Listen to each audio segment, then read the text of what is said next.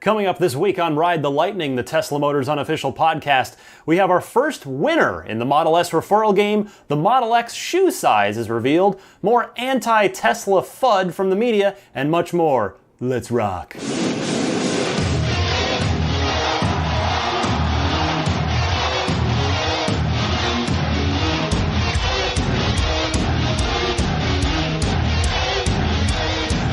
Welcome to Ride the Lightning, the Tesla Motors unofficial podcast. It's episode 3 for August 16th, 2015. My name is Ryan McCaffrey. I want to thank everybody for your kind and supportive emails about the first couple episodes of the show. I've been hearing from a lot of folks on Twitter, on email, the Twitter DMC_Ryan, and on email teslapodcast@gmail.com. Really appreciate everybody's kind words. It's always weird and kind of scary to start up a new thing, even just a fun little hobby thing on the side. Anything you're going to put out for public consumption and have out there to be criticized or evaluated. So I do appreciate everybody's kind words. It has been fun to do this podcast so far, and once again this week, plenty of topics to talk about. We're going to get to plenty of it. But first, I wanted to comment on one of my favorite threads on the Tesla Motors Club forum.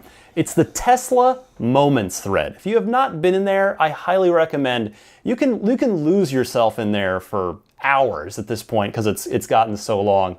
It's people sharing their funny or interesting encounters with other people while they're out and about with their Model S's or in some cases Roadsters.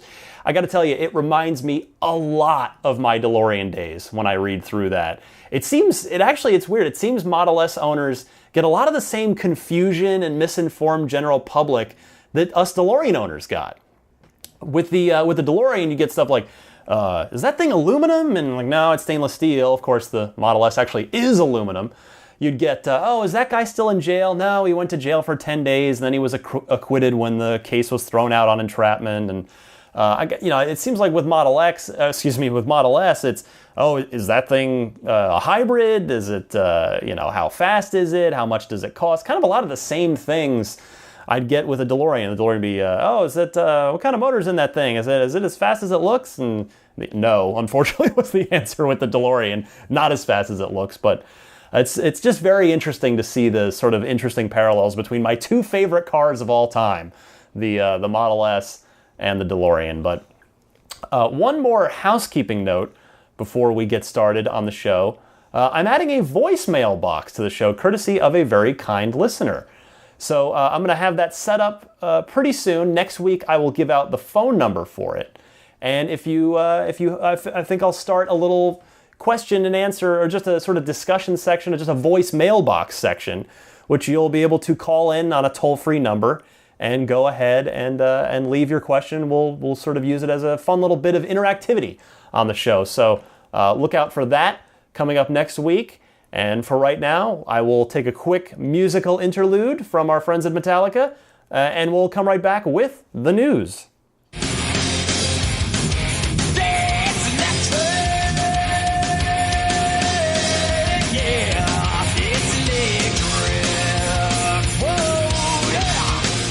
All right, plenty happening in the Tesla news world this week, the Elon Muskiverse, if you will. And I'm not even going to cover the Elon Musk wing walking that he did out on a biplane. Somebody should probably tell Elon, you're a little important. We probably shouldn't have you do that. It's probably hopefully some sort of executive contract with the board somewhere that he's not supposed to do dangerous stuff like that. Kind of like how star baseball players being paid millions of dollars aren't supposed to, go dirt biking or do other extreme sports. But in any case, first story this week is one that I figure I'll get the one that annoys me and upsets me out of the way first. You may have seen this. So Tesla is raising $500 million.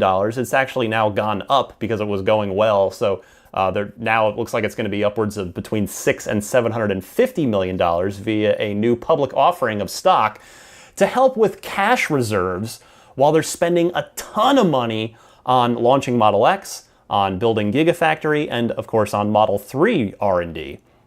But listen now to what two very different news services, I'm not talking about Fox News, I'm not talking about MSNBC, I'm talking about news services. These guys are supposed to just report the facts with no slant, no nothing, to listen to how these two news outlets, news wire services told the story. First, I will read you sort of the quick version, the choice bits from the Associated Press story on this by Deanne Durbin. She says her headline, which usually, to be fair, I have a journalism degree, and I can tell you that the writer does not often choose the headline. Usually that's done by a copy editor. Tesla to raise around $500 million in public offering. Electric car maker Tesla Motors said Thursday it hopes to raise around $500 million in a stock offering that comes as it prepares to roll out its highly anticipated new SUV. So far, so good, right? Tesla will offer 2.1 million shares and expects net proceeds of $492.6 million. Tesla could make up to blah, blah, blah. Tesla CEO Elon Musk intends to purchase $20 million worth of stock. Company shares rose 1%. Wall Street had been expecting the move. Asked last week during the company's second quarter earnings if Tesla planned to raise capital, Musk said there might be value in doing so, quote, as a risk reduction measure. This is an Elon quote now. I don't think there's not a need to raise equity capital, Musk said. He said the company should have at least $1 billion in cash on hand. It ended the quarter with $1.2 billion in cash and cash equivalents, et cetera, et cetera. Palo Alto company will begin shipping its third vehicle, the Model X, in a few weeks. It's also investing heavily in a $5 billion battery factory in Nevada, which will make batteries for both its cars and its Tesla Energy home battery business. Factory is set to start production in the first quarter of next year. Tesla said it needs the cash to further development of the Model 3, a lower-cost electric car due out in 2017. The auto industry typically spends about $1 billion developing new cars and putting them on the market. Tesla is also expanding its network of superchargers. So you can see that Deanne Durbin here is explaining why Tesla is raising this extra money. This is a perfectly clean story. Bravo, Deanne Durbin, for being a proper journalist and doing your job. Now, listen to the very same story that the Reuters news service told. The authors here, we have two bylines on this piece. I'm probably going to butcher the names, not on purpose. I apologize in advance. Sagarika Jaisinghani and Arunima Banjiri, okay? Those are our two authors. Tesla Motors Incorporated CEO Elon Musk will invest $20 million as part of the company's $500 million stock offering in a show of confidence at a time when the electric car maker is burning through cash. Tesla said on Thursday it would use the proceeds from the sale to help fund its upcoming Model 3 project and its battery gigafactory in Nevada. So far, so good. Musk is telling the market, I'm putting my money where my mouth is, according to an analyst, blah, blah, blah. So he did it, so he kind of shows that he leads by example. So here we go. Here's more from our two authors. The offering of 2.1 million shares, Tesla's first equity sale in more than 2 years, comes a week after the company reported a larger quarterly loss and said it may raise more cash to offset heavy spending. Okay, we're still hanging in so far. But again, here, just listen to the negativity slant here. Tesla shares rose as much as 3.5% before giving up some gains to trade up 0.8% on Thursday afternoon. Up to Wednesday's close, they had fallen 12% since August 5th when Tesla reported results. Again, these are facts, but it's just the way the story is being crafted. Again, I can tell you as a journalism degree holder. Here's the paragraph that kills me. Tesla, which has been losing more than $4,000 on every Model S electric sedan it sells, had 1.15 billion in cash and equivalents as of June 30th, down from 1.91 billion as of December 31st. So that $4,000 thing, that sort of popped up. There's no basis for that. That is extrapolating based on the losses per share, which Tesla predicted and said we're going to lose money because, as the AP properly detailed, the Gigafactory, the Model X launch, Model 3 research and development. The tone and slant of this Reuters story is, to me, as a journalism major, a journalism degree holder, I hesitate to call what I actually do these days journalism. I do more, I call it enthusiast media at IGN with covering the video game industry, but as someone who, I can sufficiently call myself an expert in this exact field, this appalls me. This is appalling, this reporting. And at the bottom, I love this. We have editors listed too. Editing by Sweta Singh, again, I'm probably butchering your name and I do apologize, and Ted Kerr. So it took 2 people to write this horrible story, and it took 2 people to edit. Neither editor questions their writer to say, wait a second, you're putting a slant on this. This isn't fair. So I think that's terrible. I'm going to include the links to both of these in the show description this week if you'd like to go read them in full for yourself. But this is FUD, which, if you're not familiar with the term, it is sort of it's a well-known term in sort of not just the tech circles, I guess the internet. It stands for fear, uncertainty, and doubt. That is what Reuters is spreading with that piece. This piece is unfair. It completely reminds me of the battery fire coverage from, there were, 4 battery fires out of tens of thousands of Model S's. Elon wrote a blog post to point out with data how you were exponentially less likely to be involved in a fire in a Model S than you are in a gasoline-powered car. And yet still the media, some media portrayed it to look like, every Tesla you were going to get into was going to spontaneously immolate. So I just wanted to call this out. This is not okay. Shame on you, Reuters. Bravo, AP, for doing your job. And now I will move on to happier news. That being, higher res photographs of a Model X mule have been taken. Of course, we've been seeing dozens of photographs at this point. The mules are running around the Bay Area, 280 around, of course, down near Palo Alto, down near Tesla itself, Tesla headquarters, over on 880 near Fremont, the factory, the Tesla factory. Just about every mule spotted has been completely black, sort of camoed up as best it can, with obviously no finishing details or anything like that. But we finally got a good enough picture of a standing still X to see that it's rolling 20s. That's a little something. That's a little something for your D&D fans right there. 20-inch wheels on the Model X, and this was the smaller of the 2 wheels that the car's been photographed, because it's been photographed with the very Model S-like turbines as well, which I assumed were the very same 21-inch, and they may still be for the time being, but now I'm actually suspecting that it won't be, because I can't imagine they're going to do they're not going to do 20s and 21s.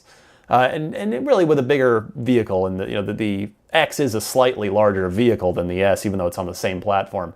I suspect now it means we're going to get the 20-inch as the standard, and then 22s for the performance wheels. For whether or not there'll be turbines, we're still not sure yet. We don't know the final wheel offerings for Model X, but again, the 20s were the smaller of the 2 wheels we've seen the car photographed in. So definitely 20s, and my guess, which I have nothing to base it on other than my own intuition, is that the car will also offer 22s, where of course on the S it's 19s and 21s. So start consulting Tire Rack now for 20s and 22s to see what kind of tire prices you may be in for if you're a Model X reservation holder. Speaking of Model X, YouTuber Bjorn of Norway. A lot of you may know him. A lot of you may subscribe to his YouTube channel. He does a whole ton of Tesla videos from over in Norway. He's always showcasing the car. He's always driving his S. He's always doing so in such a positive, wonderful, enthusiastic, and sort of just he's sharing his experience, and I really like his spirit and his attitude for that. He is the first regional winner for Europe, obviously, of the Model S referral competition. And in return for this, as you'll recall, he gets a fully loaded Founder Series Model X for free. So congratulations to Bjorn. That is fantastic. He already put up a thank you video to his fans and followers, saying that he plans to drive the heck out of the car, that he plans to keep it, that he recognizes that it's very special, being a Founder Series car. He may sell his S, he suggests. And he said he's gonna go out. He's gonna sleep in it. He said he's gonna take it out on road trips, camping, all sorts of stuff. So good for you, Bjorn. I wonder who the American winner is, but yeah, he said he's gonna give a lot of test rides, and if you're one of the 10 folks who used his referral code to help get him the X, he has promised you well, I won't say promise, but he has suggested that he will probably give you a test drive. So if you happen to know Bjorn, and if you're one of those 10 folks, maybe reach out to him and say, hey, I'd love to take you up on that test drive. So congratulations to Bjorn. Very curious to see who the American winner is. I'm sure the media will get a hold of him, but I'll do my best too. I'll see if I can get a hold of, well, him or her. I will do my best to get a hold of the winner and see maybe we can speak to that person on the show. A couple of more stories this week. A Washington Post story, which is a very, very fascinating piece here, shows how Tesla is charting eerily like the Model T so far in its history, which is not bad company to be in, obviously, given that what the S and what Tesla is trying to do, the Model T completely changed the automotive industry and automotive history, and in fact, really American history, all of automotive history. So you can see on this chart, on this Washington Post piece, that the sales graph, there's a line graph, and right now Tesla, through the same amount of time as in the Model T's life cycle, it's tracking almost exactly. Now, if it continues to follow, the Model T spikes right where 2016 will be for Tesla, which coincidentally is right when the Model X will be shipping in pretty big numbers.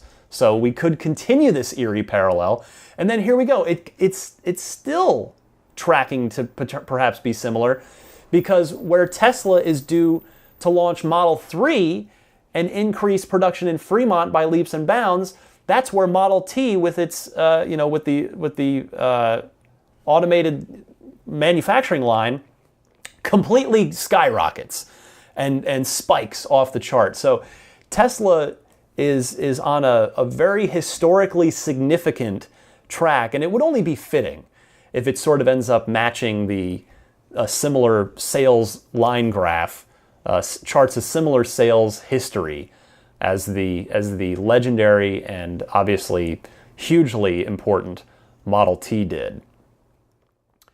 Finally this week, Jerome Guillen, Tesla's VP of Worldwide Service and Deliveries, has taken an unexplained leave of absence that will extend through the end of this year. No reason was given. Now, by all accounts, folks who've had personal interactions with Jerome about their cars, Guillen is an extremely personable man who has taken great care of Tesla's customers. The timing of this really couldn't be much worse for Tesla. I mean, you hope that everything is going to be okay with Jerome, whatever the situation is. You hope it's, who knows if it's medical, if it's family, or if it's something else. But you wish the best for Jerome, but at the same time, you do look at the business side of things for Tesla, and the timing really could not be much worse. What with the X about to finally start getting out the door. But hopefully whatever's keeping Jerome away for a while is something that he'll be able to bounce back from, and wish him, I've never met him, I have yet to have the pleasure, but again, I've read so many good stories about him. I wish him the best and look forward to having him back at Tesla Motors next year. And with that concludes the news for this week. I will be right back.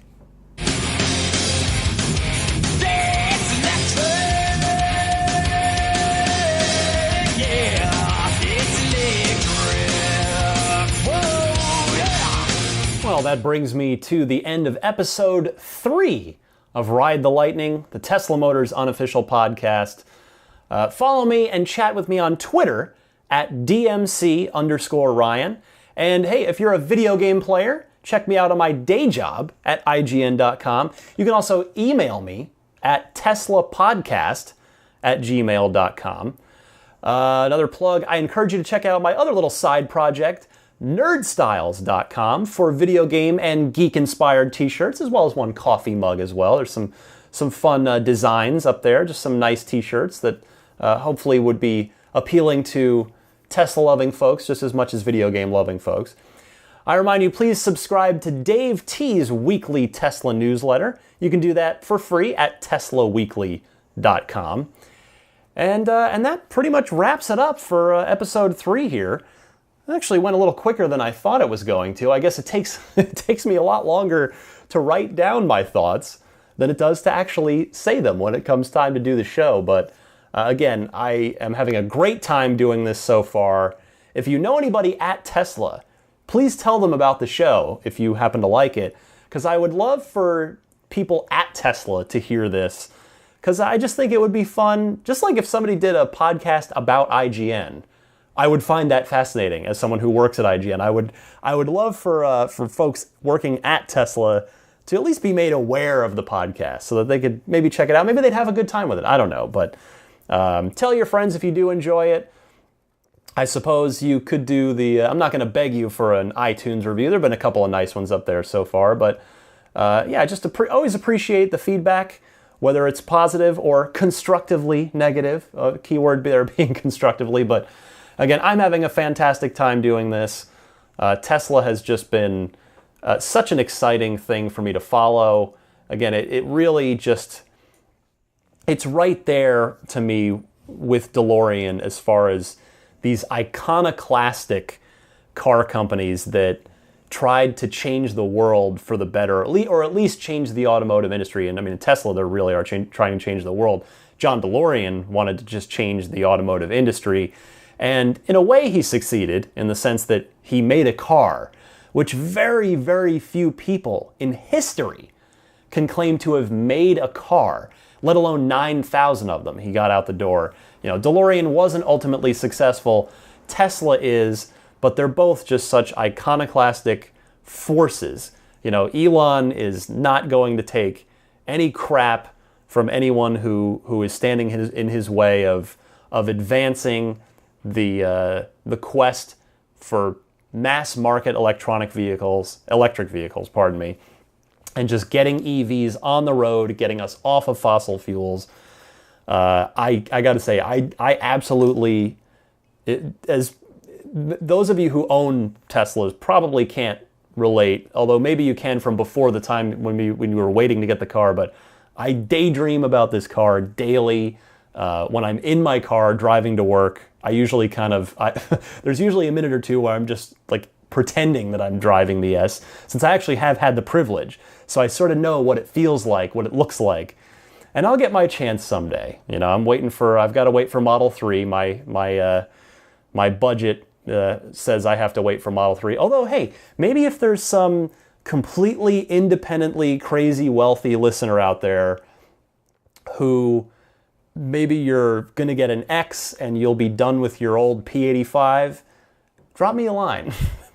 Just, you could, maybe we could, you know, you could be a tax write-off. Just, you could pass it my way and then it could change my life just as it's changed yours. But no, I'm not begging for a car. I'm just having a little fun. But yeah, so that's another episode in the books. Episode 3, Tesla Motors unofficial podcast. Just want to clarify that so nobody at Tesla gets mad. But hopefully they think the show is fun. So this has been episode 3 of Ride the Lightning, the Tesla Motors unofficial podcast. Again, my name is Ryan McCaffrey. I thank you so much for listening. If you are currently living the Tesla dream, I wish you happy EV motoring. And if, like me, you are waiting for your turn to come with Model 3, well, hopefully this show helps channel your energy and helps make your wait a little more bearable, or at least a little more fun. So I will see you all back next week.